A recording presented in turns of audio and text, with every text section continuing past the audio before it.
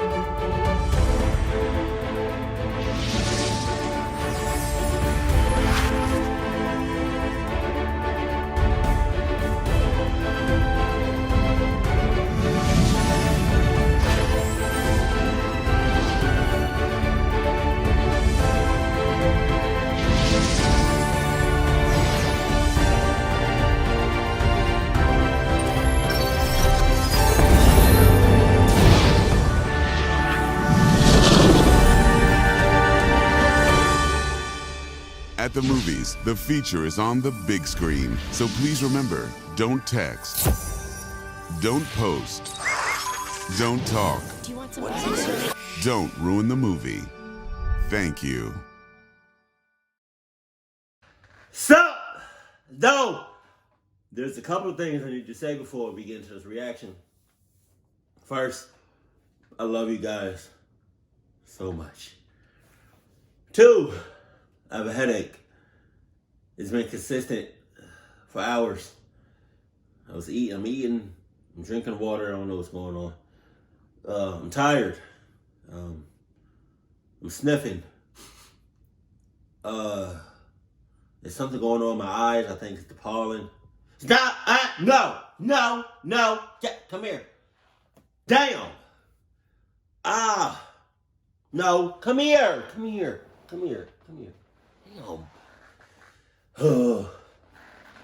Say hello to Misty.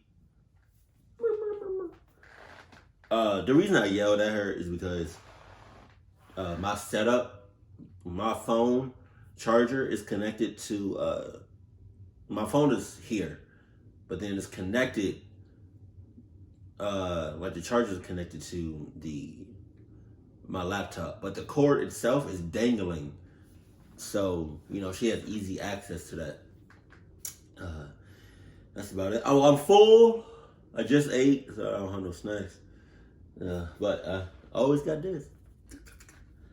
So with that being said, I hope you got your snacks, Adidas, and Cuddle Buddy. Check. Excuse me. Excuse me. Jesus. Okay, let's go. I've been talking too much. I already know I said it before. I'm gonna say it again. Sup, though. In 1998, a young boy saw something terrifying out of a window in his house in the middle of the night, but after telling his mom about it, she looked around, didn't see anything, and so told him, you know what, you probably just imagined it. However, years later, that boy and his mother would learn he had not just imagined it. It was very real. But before we get into today's stories, if you're a fan of the strange dark... Believe yo kids. Believe yo kids. I don't give a cluck what it is. I don't give a cluck what they talking about, what they showing you, any of that. Mysterious delivered in story format, then you come to the right place because that's all we do, and we upload once or twice every week. So if that's of interest to you, please spend a nice long day at the beach, and then afterwards make a special trip to the Like Button's house so you can shake out your towels directly into one of their open windows. Also, please subscribe to our channel and turn on all notifications so you don't miss any of our weekly uploads. All right, let's get into today's stories.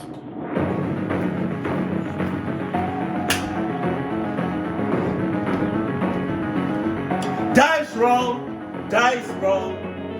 Shee!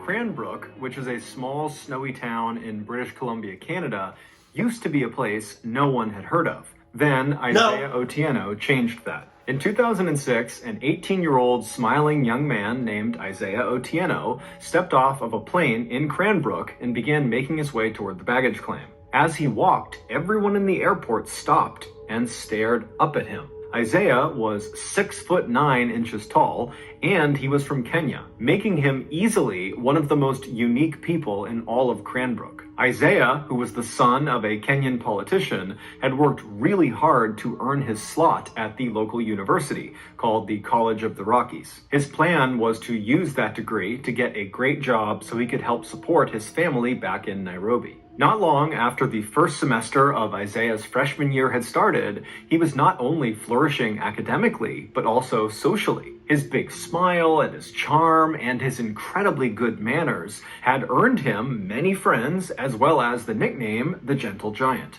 But the person Isaiah most closely bonded with while he was in Cranbrook was another student named Isaac Hockley. Isaac, in addition to being a student at the College of the Rockies, was also a passionate One of these boys is a clucky. I just want to let you know that. Hold on. photographer and actually worked part-time for the local newspaper as a freelance photographer. Isaac and Isaiah had briefly met in late 2006 at their campus's billiard halls when they were both playing pool, but that interaction had not made them friends. What had cemented their friendship and made them very, very close was one night in early 2007, Isaiah had gotten a job as a bouncer at a local bar because he's 6'9", and so he was the bouncer. And Isaac had come to that bar, not to see Isaiah, just to go to the bar. And so Isaiah's at the front, he's checking people in, and then he hears this commotion in the bar behind him, and he turns and he sees Isaac is getting attacked by this huge guy that's way stronger than him, who looked like he was the aggressor in the fight. And so without any hesitation, Isaiah turns and just starts galloping into the bar. He's leaping over chairs, he's leaping over tables, and he jumps into the fray, and he fought off Isaac's attacker. And so after the dust settled, Isaac was so thankful for Isaiah, even though Isaiah kind of downplayed it and acted like it was no big deal. But either way, the experience totally bonded these two very different people, and after that, they became totally inseparable. Over the next couple of semesters, the pair would often go off on long rides outside of Cranbrook into the mountains and the forests.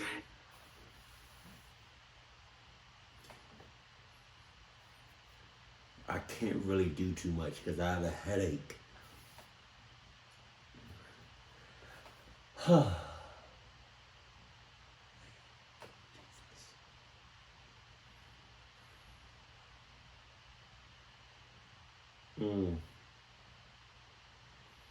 This is a lot going on in my body right now. Into the mountains! Into the forest! Into that shit. Look at that shit. Look at that. That's nothing. That's cluckness. Oh my God.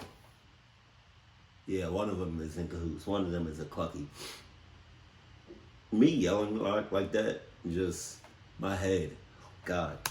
And they would just chat. Isaiah would talk about what it was like to live in Kenya and how he was really here to try to be successful like his father. And Isaac would talk to Isaiah about his passion for photography and what it was like growing up in Canada around Cranbrook. On one very memorable drive, the pair were driving at night along this kind of winding road that went through a forest when all of a sudden a moose leapt onto the road and blocked their way. And so Isaac at the last second had to swerve to avoid the moose. But ultimately, they did not get into an accident and it was just a close call. So Isaac was totally fine. He had kind of recovered within seconds of getting past the moose.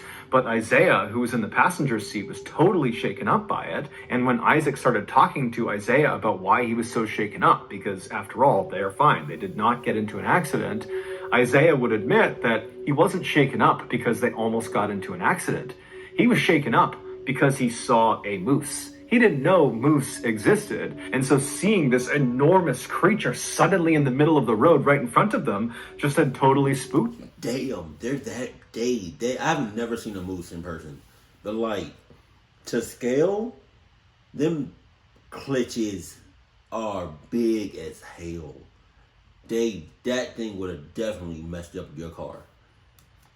And so after this, Isaac loved to bring this story up as a way of kind of making fun of Isaiah for his fear of moose, but it was totally in a loving way, and Isaiah would always laugh right along with him. But despite how well everything was going in both Isaiah and Isaac's lives to that point, everything would come crashing down in 2008. On May 13th, 2008, so 2 years after Isaiah showed up in Canada, Isaac got a phone call from his employer, the local newspaper, who told him he needed to head into town to take some pictures of a crash that had just happened. A helicopter had been flying over Cranbrook conducting a power line survey when they had lost power and crashed.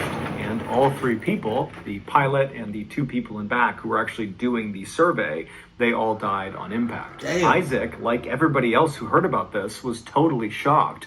One, because it was totally tragic and horrible, but two, because nothing ever happened in Cranbrook. So to have something so big like this happen right downtown was just unheard of. And so Isaac hopped in his car and he began making his way towards the crash site. And it didn't take long before he saw this massive ring of people right at the intersection between 10th and 14th Street.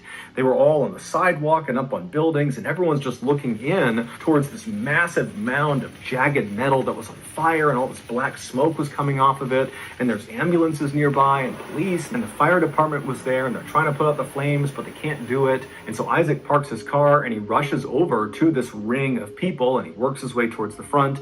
He pulls out his camera and he began taking pictures, first of the wreckage and the fire, and then also of the police as they put tarps over the bodies. Little did Isaac know, these pictures he was taking were about to take on a whole new significance for him. Earlier that day, just before 1 p.m., Isaiah wrapped up his final class of the day, and after he was done, he remembered he had some letters in his backpack that he had been meaning to mail to his family back in Kenya. And so he decided on his way home, he would make a detour to the post office and he would mail those letters. And so he left the building where this final class was, and he stepped out into the bright sunshine of that May day. He put his headphones on and then he began to walk. At about 1:05 p.m., he arrived at the post office and he went inside just long enough to put his letters in the mail slot, and then he headed back outside. 1 minute later, at 1:06 p.m., as he was crossing 10th Street, the helicopter above lost power and crashed directly on top of Isaiah. Within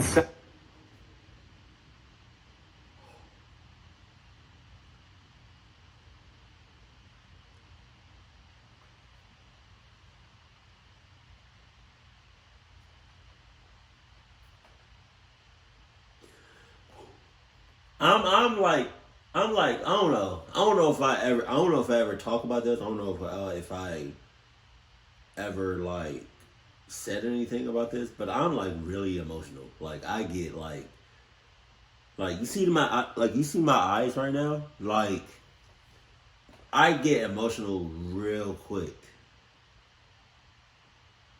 Cause it just seemed like he was like a cool guy. I'm just saying, man, you gotta watch out for your surroundings. Cause goddamn. Oh my God. Oh God. He and the three people on board the helicopter would all be dead. It's believed because Isaiah was listening to music on his headphones, he didn't even hear the helicopter as it was crashing down. He was just walking and then he was dead. It was a total freak accident. It wasn't until later that day that Isaac would realize the pictures he had taken of this scene included pictures of his friend. Before we get into our next story, I want to tell you about today's sponsor, HelloFresh. Back when I was 18 years old, I discovered my favorite food. I would dump an entire... Hold on. Real photo of MrBallen. He does not look like himself at all. He's at 18? He looks so much different now. Those are his sisters? Has he ever showed his sisters, like in his YouTube videos? Or, oh no.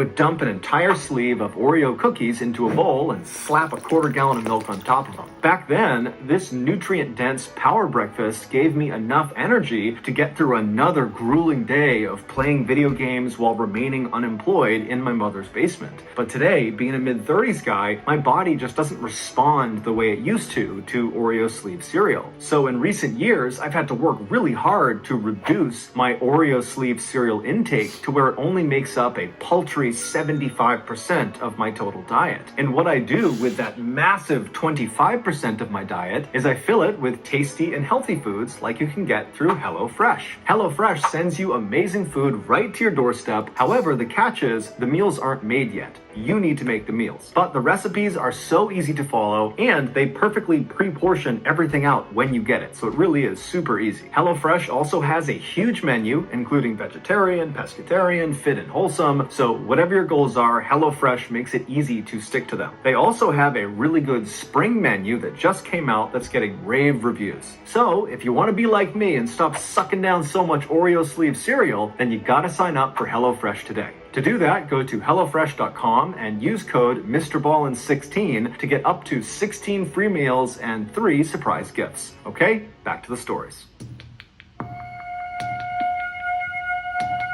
On a warm summer night in 1998, a 7-year-old boy named Tyler Florian fell asleep watching TV on his living room couch. Tyler lived with his parents as well as his older brother, Will, who was 10 years old, in a modest 2-story home in a rural neighborhood in West Virginia. That night, Tyler's father, who normally tucked the boys in at night, was out for work. And so after Tyler fell asleep, it was his mother who gently woke him up and encouraged him to head upstairs to his room. And so Tyler, he gets off the couch and he's groggy and he makes his way over to the stairs.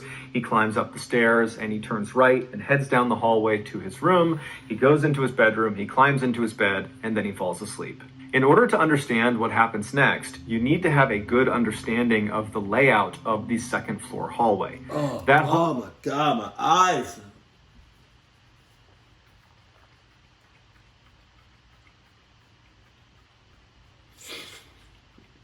Oh, God.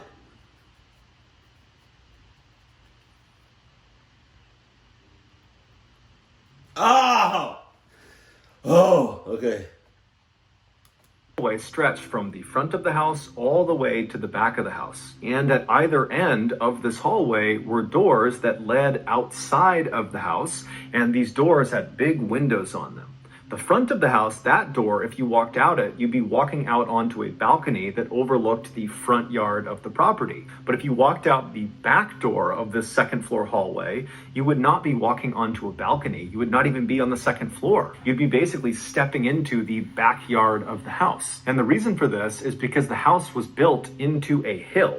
And so the back half of the house is literally underground. It's in the hill. And so there is no door on the lower half of the house because there's just earth behind the door. And so it's that second floor doorway at the end of the hall that serves as kind of like the exit to the backyard of the house. So with that in mind, Tyler, he gets upstairs, he goes to his bedroom, which is towards the front half of this hallway, and he falls asleep. And then only about an hour after falling asleep, he wakes up to the sound of someone using the bathroom. Tyler's bedroom was positioned right across the hall from the bathroom, and his door was open, and so Tyler's laying on his bed, he opens his eyes, and he's looking through his open door at the bathroom, and the bathroom, the door is shut, but he can see there's light coming out from underneath the bottom of the door, so he knows someone's in there, and so Tyler's just laying there watching whoever is in there. He's assuming it's his brother, who has a habit of going to the bathroom in the middle of the night, and so he's just kind of watching, and then at some point he hears the flick of the light as it's turned off, and he sees the light disappear from inside of the bathroom. The door swings open, and sure enough, it's his brother who steps back into the hallway. His brother looks into Tyler's room, but doesn't attempt to interact with Tyler. Instead, Will just turns and walks back down the hallway towards his bedroom. And so as Tyler is listening to the sound of his brother's footsteps fade down the hallway, he closes his eyes again and prepares to go back to sleep. But as he's laying there with his eyes closed, he can tell that his brother has stopped short of his bedroom and has turned around and is now walking back up the hallway towards the bathroom and towards Tyler's room. And so Tyler opens his eyes again because he knows his brother is about to be right in front of his bedroom, and he's thinking, okay, maybe he forgot something in the bathroom. And so Tyler decides to just watch to see what his brother does.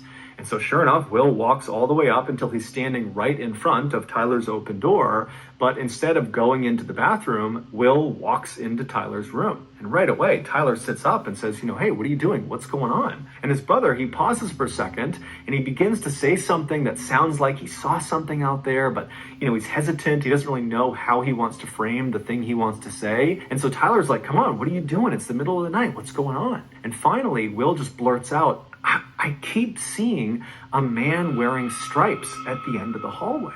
And so Tyler... Oh, yeah. And you know what you're seeing? Not me. You're seeing my after image. You know why? Because I'm already 6 months out.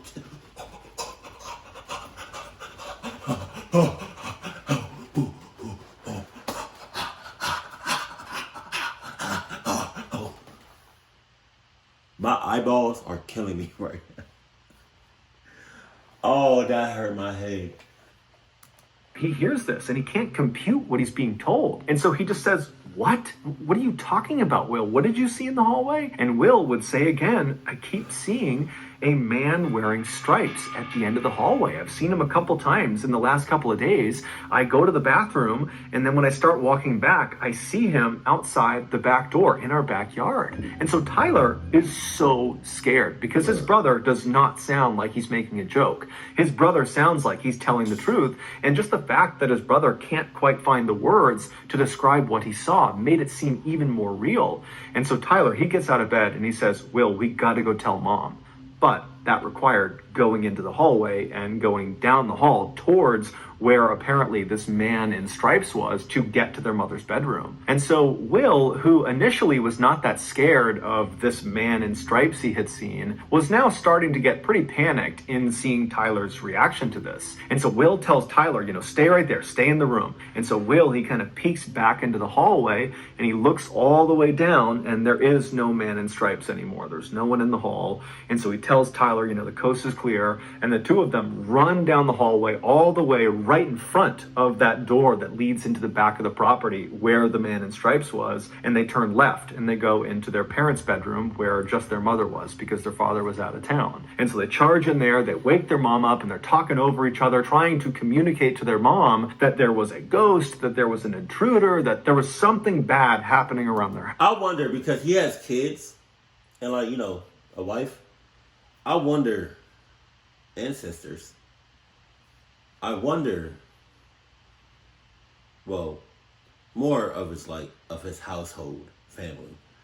I wonder, because of all these stories, if it's I don't know, I only seen 2 daughters. I don't know how many kids he has, but I wonder if it because of all these stories, if his kids ever, said something or saw something. I wonder if MrBallen, what's his real name? If anybody knows that, let me know that in the comment section below. But I wonder if his kids ever saw anything or heard anything or anything like that, or anything, susness or cluckness. I wonder if his kids or his wife ever said anything he believed them, off bucks, if he believed them, or he's just oh, it's probably nothing. Because I just find it hard to believe if his kids or his wife ever came to him and was like, Dad, I saw or heard somebody in the attic. Oh, I mean, no, Eggers. No, what you mean? Or would he just grab his kids and his wife and just haul ass? Or would he just be oh, it's probably nothing? house. And so finally their mom just tells them to be quiet, and she says, okay, boys, sit on the bed. I'm gonna go have a look around the house. And so the two boys do as they're told. They sit on the bed, and their mom leaves the bedroom. She goes into the hallway, and she looks immediately to her left where the man in stripes supposedly was, and she doesn't see anything. She just looks out into their backyard. There's nothing there. She looks down the other direction, out the front of the house, doesn't see anything. She walks all around the house. She goes outside. She looks everywhere, but she doesn't see anyone or anything. Cluck all that outside shit. Me just poking my head out and just doing this is enough. And so eventually she comes back inside the house. She goes up to the second floor. She goes back to her bedroom, and she tells her boys, look, you probably just spooked yourselves. There is no man in stripes. You're totally safe. You're totally fine. Just go back to bed. You probably just imagined whatever you saw. And so Will, who was the one who saw the man in stripes, was very quick to accept his mother's answer. It actually seemed like it was a relief to have somebody tell him that what you had seen wasn't real. And so he very happily went back to his bed and he fell asleep. But Tyler, who had not seen the man in stripes, but had a very intense reaction to hearing his brother describe it, could not accept his mother's answer. It just totally freaked him out because his brother was always joking around about stuff, but this did not feel like a joke. This felt very, very real. But over the course of the next couple of days, weeks, months, years, Will never claimed to see the man in stripes again, and so pretty quickly, Tyler forgot about it. Fast forward 11 years to 2009, so Tyler is now 11. Thank you, Jesus. Thank you, God. I see you. Thank you. Thank you. Anybody that doesn't know, 11 is my angel number, or like 1, 1, 1, or 11, 11. So anytime I hear or see that, I just, give all glory to God. And, new beginnings, a new chapter is about to happen in my life. And blessings on blessings. So I just want to say thank you for that. That was it. 18 years old, and he and his mom were out in the car running some errands. And as they're driving around, they were just chatting about all sorts of different things. And at some point, they began talking about one of their beloved family pets, a dog named Max that they had when Tyler was really young. And so as they're kind of swapping stories about all the goofy things that this dog did, Tyler's mom suddenly says, hey, Tyler, do you remember the time that I opened the front door to let the cops into the house and Max came bounding into the house and he went right into the kitchen and he ripped open all the food? And Tyler's looking at his mom like, wait, when did the cops come to our house? When did you open the door to let the cops come into our house? And as soon as Tyler said this to his mom looked at him as if she had just given away something she hadn't meant to. And then she kind of relaxed and said, you know what? I never got around to telling you. Now that I'm thinking about it, you and your brother were asleep and you didn't even know this happened. And then afterward, me and your father decided not to tell you guys because we didn't want to scare you. Back when you were about 7 years old and Will was about 10 years old, your dad was away at work and we were all asleep one night when suddenly I wake up to the sound of someone or something moving around outside of our house. And so I sit up in bed and I go into the hallway and I look left and I look out that door. Wait a minute, Mom, Mother, Marjorie. You not going to tell me that there was something or somebody in or around our house? You just going to let us sleep? Cluck you. Into our backyard, and I see standing up against the glass this man with his hands pressed to the window looking into the house. And so Tyler's mom would tell him how she totally freaked out and she flipped on the lights and it scared this guy who ran off, and then she called the police and then the police showed up, and that's when their dog Max came bounding inside and shredded the bag of food. And the police, they searched the property, but apparently they never found this guy. Tyler's mom would go on to tell him that the police warned her that her description of this man that was standing at their back door matched the description of a man who was wanted for murder who was on the loose in the area. Tyler was dumbfounded. He didn't remember this because obviously he had been asleep. So you had a murderer within 6 miles of us. You didn't tell us? Get the fuck out of here. because this is something he would have remembered. And so he had so many questions about this whole situation. But the first question he asked his mom was, well, what did he look like? And his mom said, well, he was tall, he had dark hair, he had blue jeans on, and oh, you know what? He had a striped shirt on.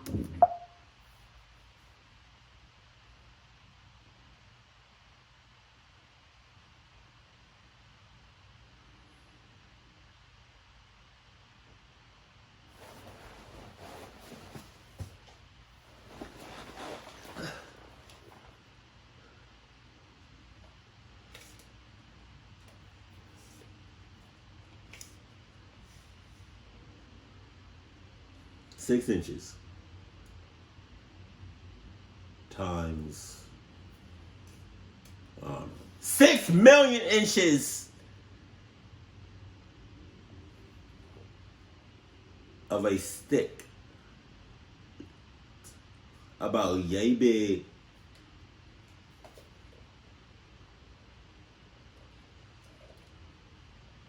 I don't know where I was going with that. You're not my mother anymore. I'm sorry. I can't do this shit anymore. Like, ever since I was born, I knew it was something off about you, but I couldn't point my finger about, but now I know what it was. You can let me out right now. You can let me out. You're not gonna let me out? All right, man. It's okay. It's all right. Roll down the window.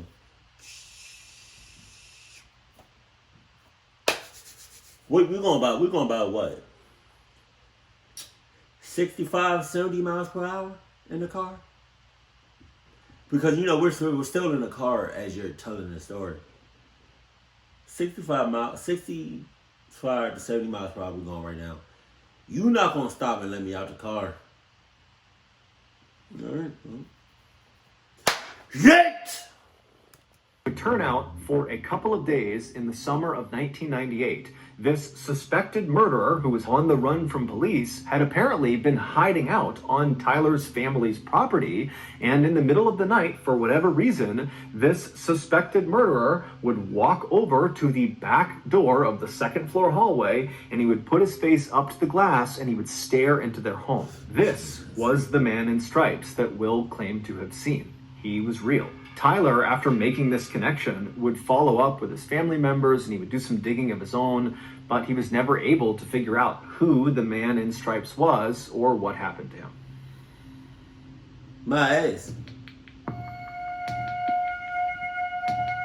In 2012, a 22-year-old woman named Simone was living in a small winemaking village called Rüdesheim am Rhein, which is located in southwestern Germany. This village is strikingly beautiful. It's full of quaint European homes, and there's lots of rolling green hills with vineyards as far as the eye can see, and the village sits right on the banks of the Rhine River. Simone had grown up in this picturesque village, and she had loved it, but this was going to be her last summer before she left and headed off to New York City to start the next chapter of her life. And while she was excited about that, she was also kind of sad because this village and everybody inside of it were the only things she had ever known. And so the idea of leaving them behind just seemed very strange to her.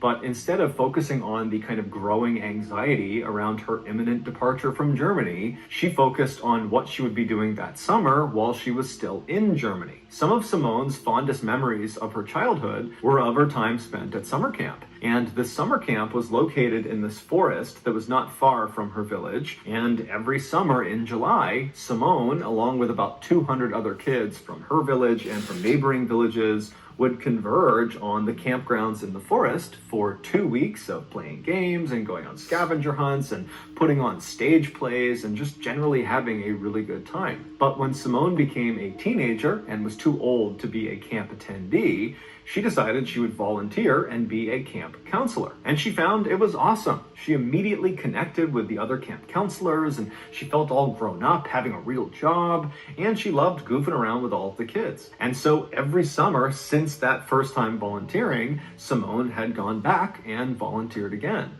And this summer was no different. So, in mid-July of that year, Simone packed up her things and she headed off to the forest. The way this camp worked was the 200 plus kids that were attending the camp, they would get dropped off in the mornings each day by their parents, and they'd play and run around all day, and then in the late afternoon, their parents would come back and pick them up. So none of the kids were sleeping over at the camp during these 2 weeks. However, the 30 plus counselors, they would just stay at the camp for the full 2 weeks. They would just sleep in tents out in the forest. Technically, the reason they did this was to make sure they had enough time in the morning to prep the campgrounds for the kids, and then also in the evenings to have enough time to clean up and kind of have it ready for the next day. But in reality, Simone and the other counselors all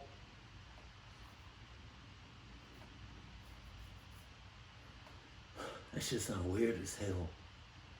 Like, okay, I'm in my office room, but my bedroom, my window's open, right? Relax. Relax. So when a car passes, it doesn't sound like a car. I know it's a car, but it doesn't sound like a car. But it sounds like somebody is in the apartment doing this shit. Shh. Man, come on with it.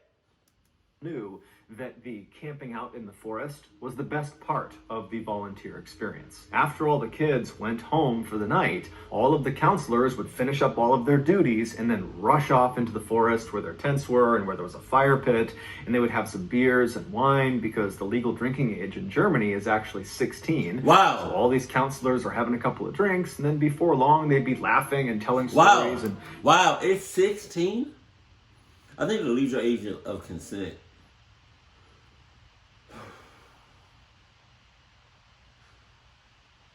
I don't know about drinking, but I know, like, I think the legal age of consent to have sex is, like, I think 16 in the state of Georgia. But, like, in Germany, is it legal? I mean, he said it's drinking, you know, at 16. But, like, the legal age of consent with anything? Or it's just drinking? Because if it's anything, oh, my God. Generally having a great time. So that July in 2012, Simone and the other counselors arrived at the campgrounds a day early, and they caught up with each other and they prepared the campground. And then the next morning, all the kids showed up and everything went off without a hitch. And then that afternoon, after all the kids had been picked up by their parents, Simone and the other counselors rushed to finish up all their duties and then headed off into the woods to enjoy their first night hanging out together. After a couple of beers had been passed around the campfire, everybody was in good spirits and laughing and telling stories.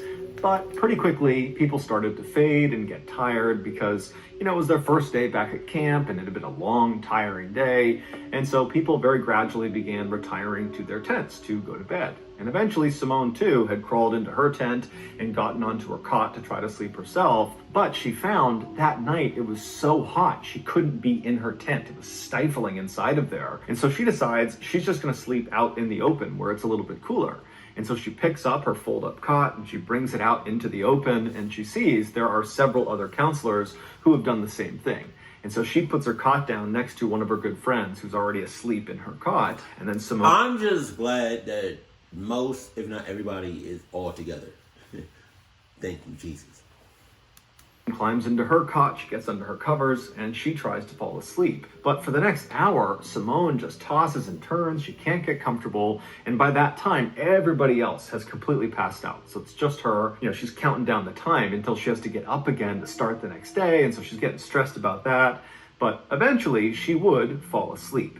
However, she would immediately be thrust into one of the most visceral and intense nightmares she had ever had in her entire life. In her dream, she opens her eyes and she looks out in front of her, and it's this desert city, and there are hundreds of people all in front of her, just standing there looking up at her. And then she notices on her left and on her right are these two men, these big, huge men that are both working on something behind her. She doesn't really know what it is, but they're obviously busy doing something. And she kind of glances up at one of them and she notices he's holding something that looks like a wreath, like a holiday wreath you would hang on your door. And so Simone looks away from the guy guy with the wreath and just looks back out at this huge sea of people, which is totally bizarre because no one's moving, no one's making any sound, they're just staring at her. And then she feels this shooting pain in the top of her head. The man who was standing on her right was not holding a holiday wreath. He was holding a crown of thorns.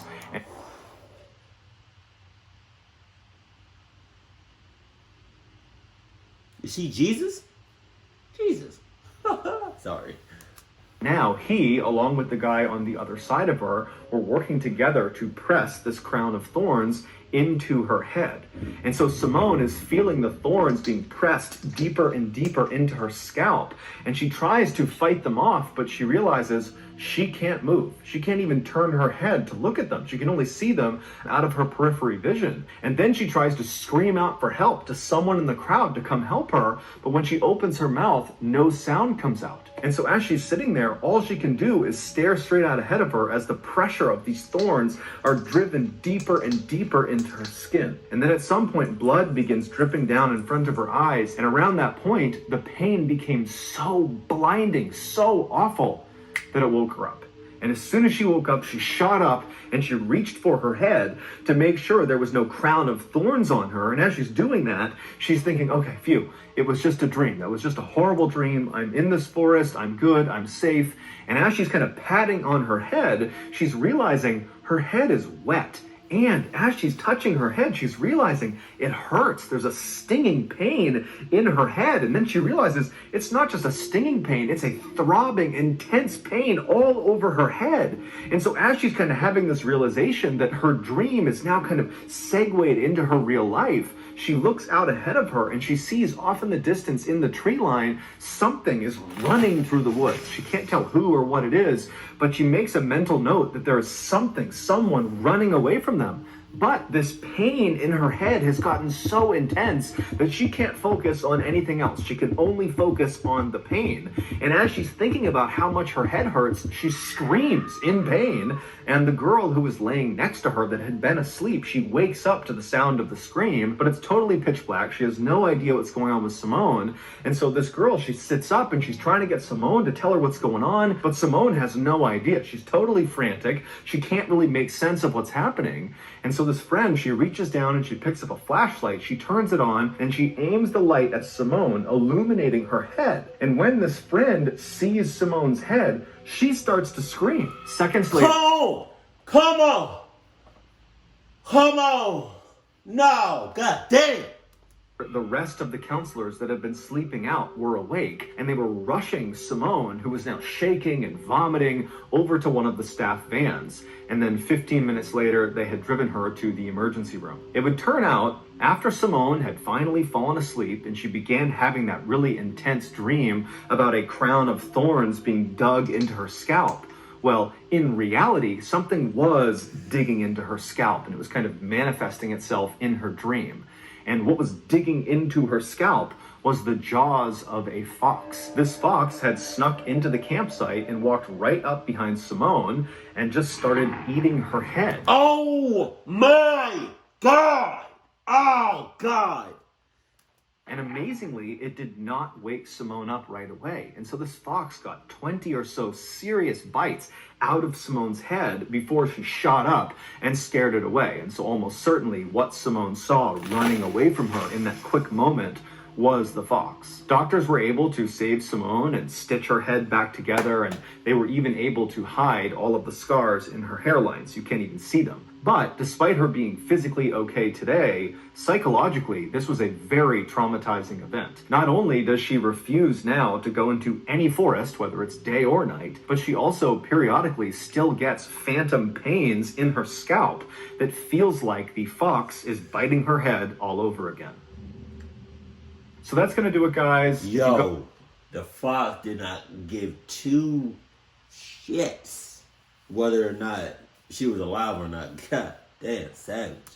something out of today's episode and you haven't done this already, please spend a nice long day at the beach and then afterwards make a special trip to the Like Button's house so you can shake your towel off directly into one of their open windows. Also, please subscribe to our channel and turn on all notifications so you don't miss any of our weekly 1 or 2 video uploads. We now have a podcast just called MrBallen Podcast where we upload never before heard stories on Monday morning. Again, it's just called MrBallen Podcast and it's available on Spotify, Apple Podcasts, Amazon, Google, anywhere you find podcasts, you can find it. We have 2 additional YouTube channels. One is called MrBallen Shorts, where we post random short videos and lost episodes, and the other is called MrBallen en Español, and it is a Spanish language channel. We also have a Facebook page just called MrBallen that puts out near daily content. We also have a Snapchat channel just called MrBallen that puts out content on Sundays. We have some really cool merchandise. If you want to have a look, go to shopmrballen.com. If you have a story suggestion, please submit it to our subreddit just called MrBallen.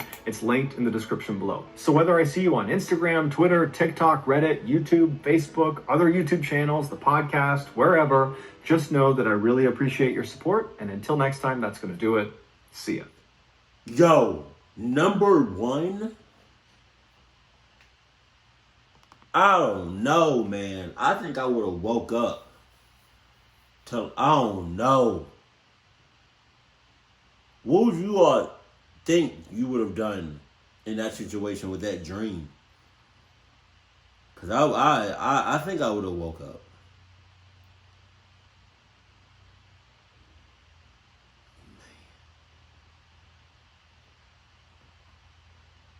I would be scared to go back to sleep. I'm not even going to hold you. This one, right here.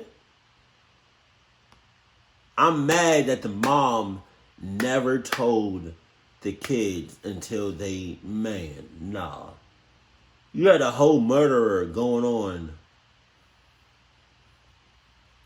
just out and about, living his best life.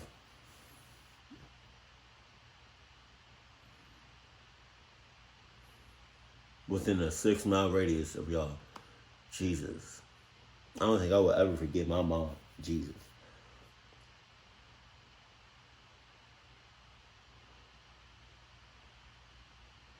And this one was so sad. You all have got to. I do this too, but I'm always watching my surroundings. I'm so sorry.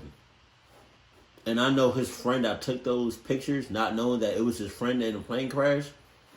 In a helicopter crash. It probably took him a long time to get over that, if he ever did. But if there's any MrBallen videos I have not reacted to yet, let me know that in the comment section below. Keep it cold, keep it classy, and I love you. Stay happy. My beautiful family.